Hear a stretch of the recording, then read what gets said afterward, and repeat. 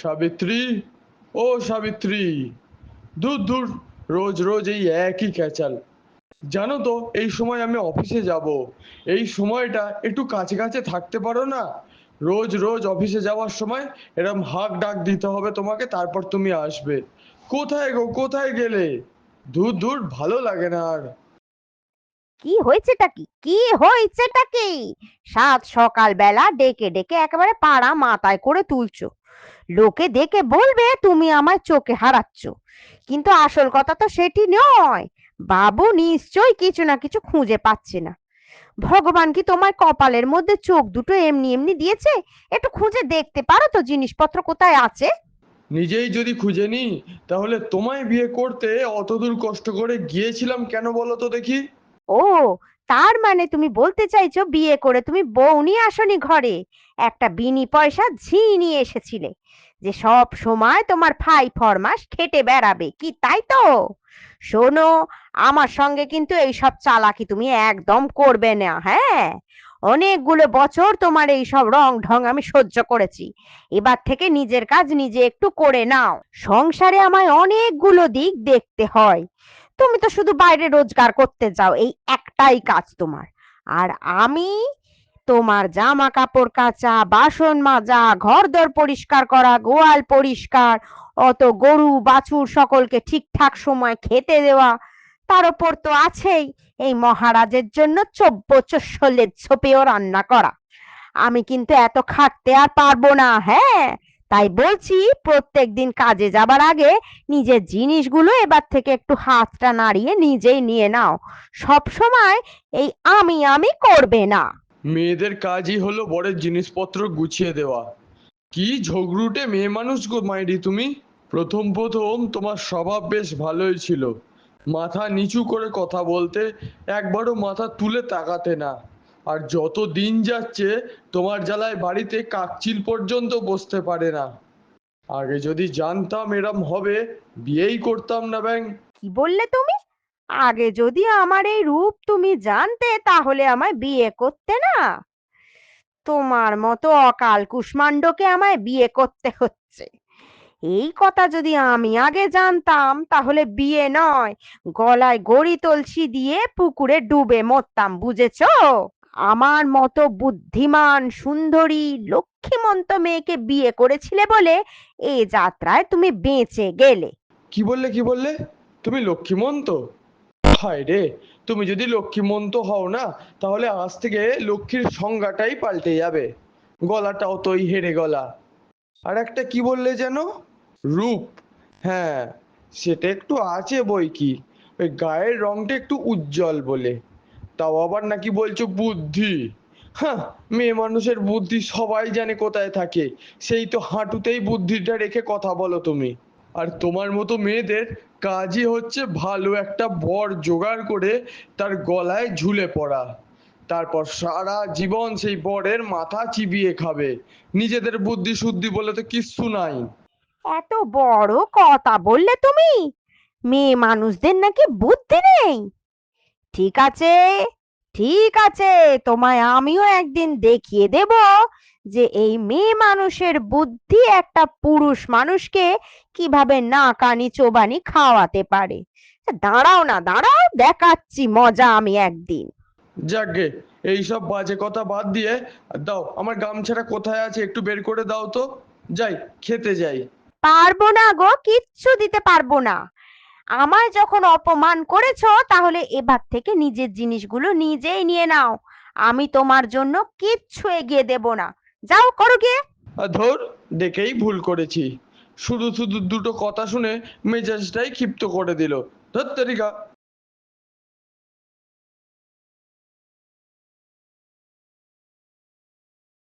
কি রে বাবা, খেতে চললি নাকি?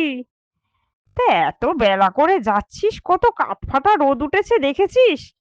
কাজ যখন একটু সকাল সকাল গেলেই তো পারিস। ওই একখানা মেয়ে মানুষ তুমি যা রেখে দিয়েছো না, ওরকম মেয়ে মানুষ ঘরে থাকলে আর সকাল সকাল। কিছু বললি নাকি? জানিসই তো আমি কানে একটু খাটো। তা কি বললি একটু আরেকবার বল না, একটু জোরে বলিস। না না, কিচ্ছু বলিনি। তোমার সাথে আবার বৌমার যা ভাব, বাপ রে বাপ। তুমি তো ওর কোনো দোষ দেখতেই পারো না। আমি একটা জিনিস কিছুতেই বুঝতে পারি না, বিয়ের পর বৌমা তোমার কাছে আপন হয়ে গেল আর নিজের ছেলে হয়ে গেল পর, এটা কিছুতেই বুঝতে পারি না। সব মাই মানুষের একই কাজ।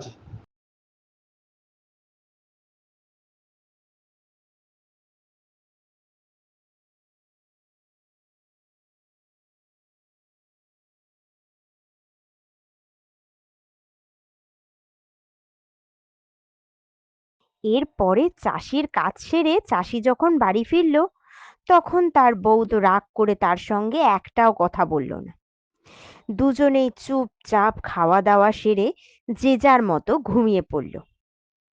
মাঝরাতে এই তো বর আমার ঘুমিয়ে পড়েছে, এই এক্ষুনি গিয়ে কাজটা সেরে আসি বরং। কাকিমা, ও কাকিমা, বাড়িতে আছো নাকি? একটু বেরো না গো, খুব দরকার। কি দরকার রে? এত রাত্তিরে তুই এখানে?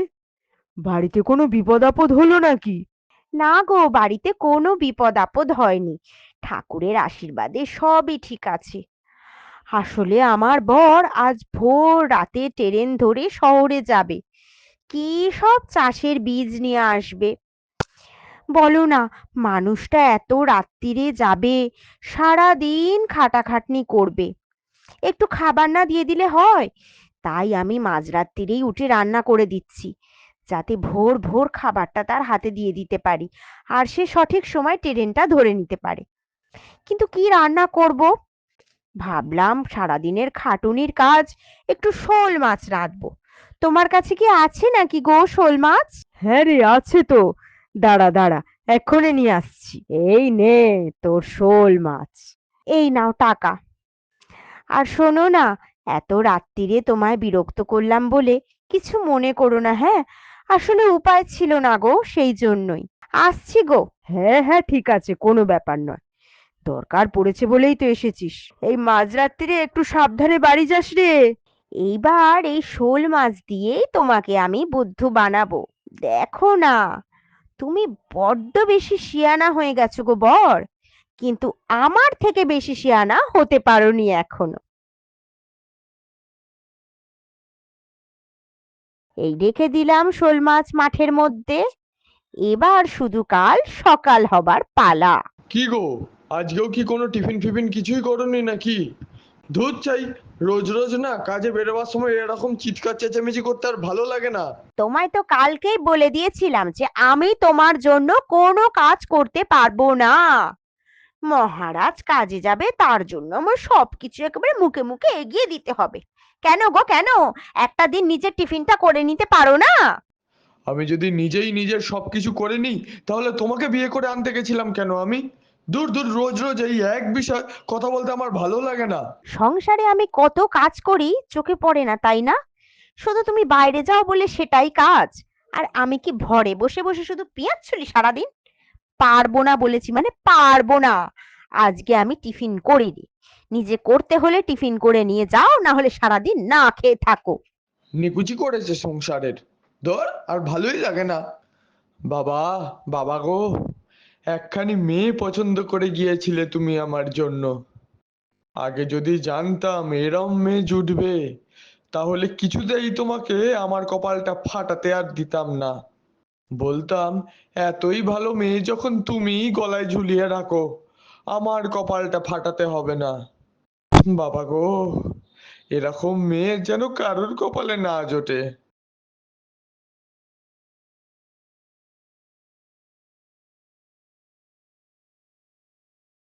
কি গো, কই গো তুমি?